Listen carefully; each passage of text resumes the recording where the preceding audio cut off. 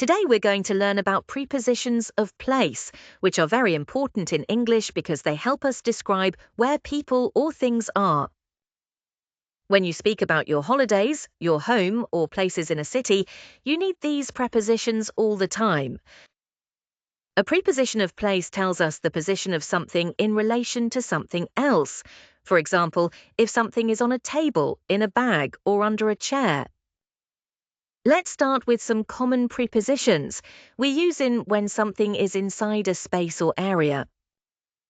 For example, the keys are in the bag, or there are many tourists in the city. We also use for larger areas like countries or regions. For example, I went backpacking in Southeast Asia, or there is a beautiful rainforest in Brazil. So in gives the idea of being inside or surrounded by something. Now let's look at on, which we use when something touches a surface. For example, the book is on the table, or there were many people on the train. We also use on with floors in a building, like we stayed on the 6th floor of the hotel, and with public transport, for example, I met a backpacker on the bus. So on is usually about surfaces or lines. Next we have at, which we use for specific points or places. For example, we arrived at the airport, I'm at the hotel, or they are waiting at the bus stop. We also use at for events and activities such as we had a great time at the campsite, or she is at a party. So at is used when we see a place as a point. Now let's explore more prepositions. We use under and below when something is lower than something else.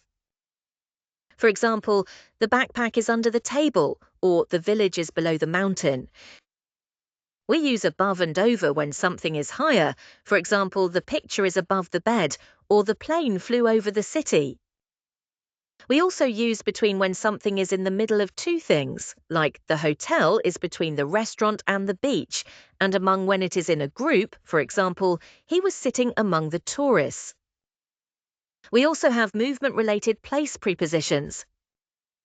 For example, across means from one side to another side, like they walked across the bridge, and through means from one side to the other inside something, like they walked through the forest. We use along for movement in a line. For example, they walked along the seaside, and towards to show direction, like they walked towards the waterfall.